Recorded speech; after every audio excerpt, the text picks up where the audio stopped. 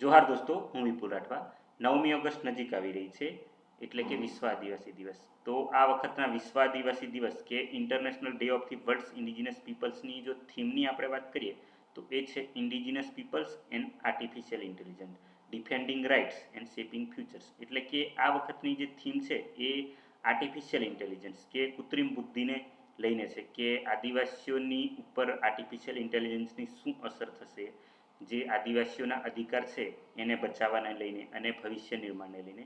તો આમ તો આપણને બધાને ખબર જ છે કે યુએન દ્વારા જે વિશ્વ આદિવાસી દિવસની ઉજવણી કરવામાં આવે છે એને લઈને થીમ દર વર્ષે બહાર પાડવામાં આવતી હોય છે.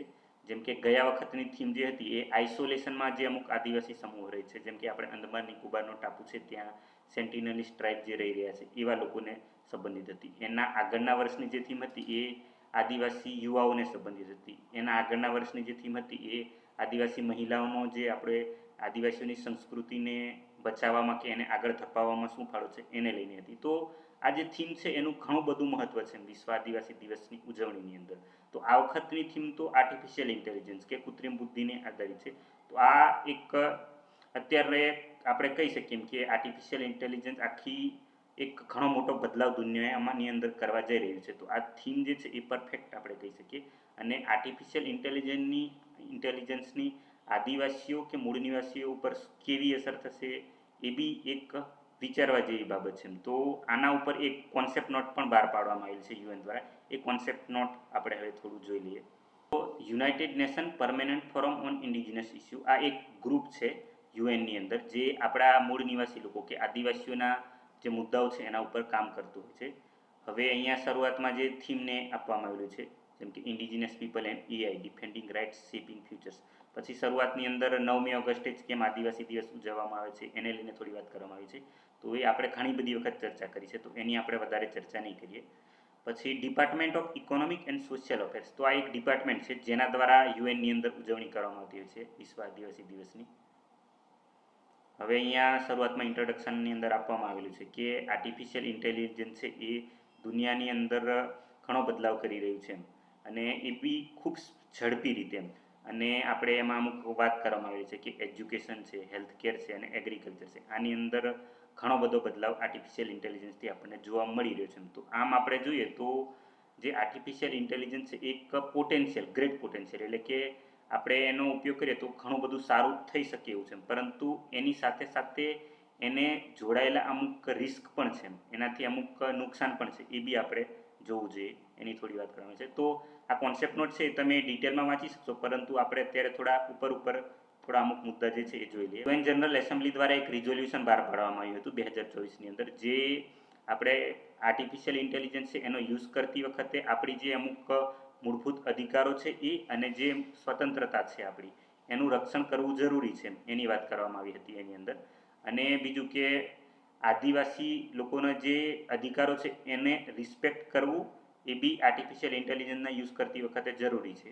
Indigenous peoples rights including the right to self determination, lands, territories and resources, languages as well as the right to free, prior and informed consent are well established in international law. એટલે કે જે મૂળ નિવાસી લોકો છે એમના અધિકારો છે, જેમ કે સેલ્ફ ડિટર્મિનેશનનો અધિકાર છે.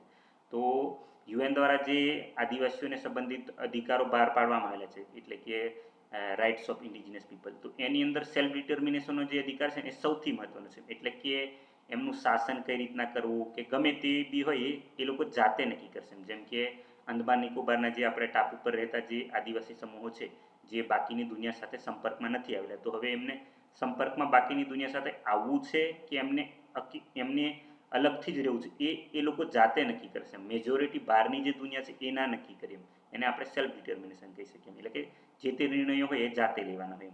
પછી એમના જમીન ઉપરના અધિકારો છે, જે ત્યાં સંપત્તિ આવેલી છે એને લઈને અધિકારો છે, ભાષાને લઈને અમુક જે અધિકારો આપવામાં આવેલા છે, આ બધા અધિકારો જે છે ને એ ઇન્ટરનેશનલ કાયદાની અંદર સારી રીતના ડિફાઇન કરવામાં આવેલા છે. અને એને લઈને કંઈ બી હોય તો એમની આદિવાસીઓની કે મૂળ નિવાસી લોકોની કન્સેન્ટ લેવી જરૂરી છે.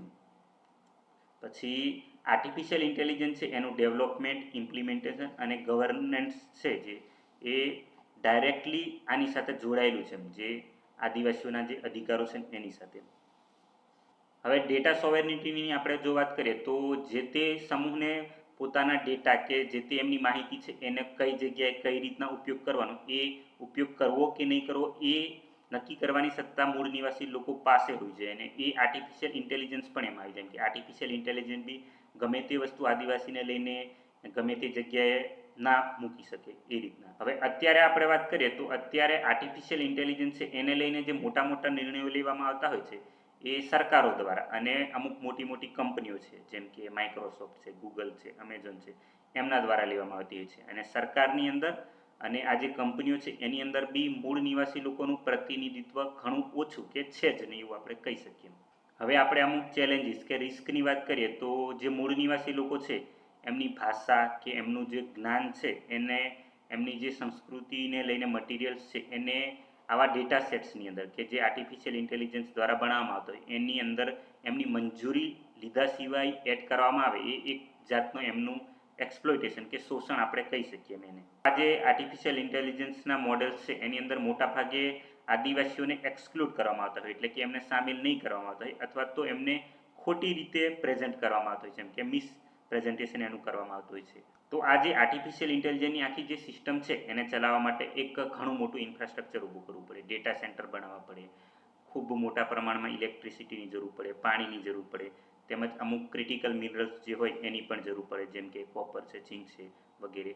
તો આ બધું જે છે એ છેલ્લે પર્યાવરણને તો નુકસાન કરવાનું જ, અને જે આ રિસોર્સિસ જે છે જેમ કે રેર અર્થ મિનરલ્સ છે એ બધું પાછું આદિવાસી વિસ્તારની અંદર હોય તો એમનું એક્સપ્લોઇટેશન જે છે એ આર્ટિફિશિયલ ઇન્ટેલિજન્સના ડેવલપમેન્ટની અંદર બી થવાનું, પરંતુ પાછો એમનો વિકાસ જે છે આર્ટિફિશિયલ ઇન્ટેલિજન્સ એની અંદર એ લોકો સામેલ ના હોય એમ.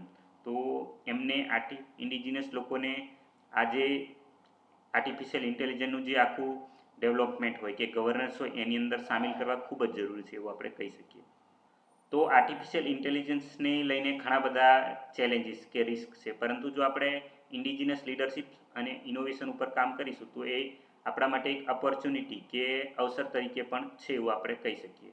હવે આર્ટિફિશિયલ ઇન્ટેલિજન્સ છે એ ઇન્ટરજનરેશનલ નોલેજ શેર કરવામાં એટલે કે એક પેઢીમાંથી બીજી પેઢીમાં નોલેજ શેર કરવામાં તેમજ આદિવાસી યુવાઓને એમ્પાવરમેન્ટ કરવામાં અને આદિવાસી યુવાઓની પાસે એક નવો રસ્તો હશે કે પોતાનું જે કલ્ચર કે સંસ્કૃતિ છે, પોતાની ભાષા છે, ઓળખાણ છે એને સંરક્ષણ કરવાનો કે પ્રિઝર્વ કરવા માટેનો. તો આર્ટિફિશિયલ ઇન્ટેલિજન્સ જે છે એ મૂળ નિવાસી લોકોની ભાષાના બચાવમાં કે એને ફેલાવવામાં ઘણું મદદરૂપ થઈ શકે એવું છે. આર્ટિફિશિયલ ઇન્ટેલિજન્સની મદદથી આપણે આપણી જે ભાષાઓ હોય છે એનું ડોક્યુમેન્ટેશન કરી શકીએ, એનું કન્ટેન્ટ તૈયાર કરી શકીએ વગેરે બાબતોમાં આપણને આર્ટિફિશિયલ ઇન્ટેલિજન્સ મદદરૂપ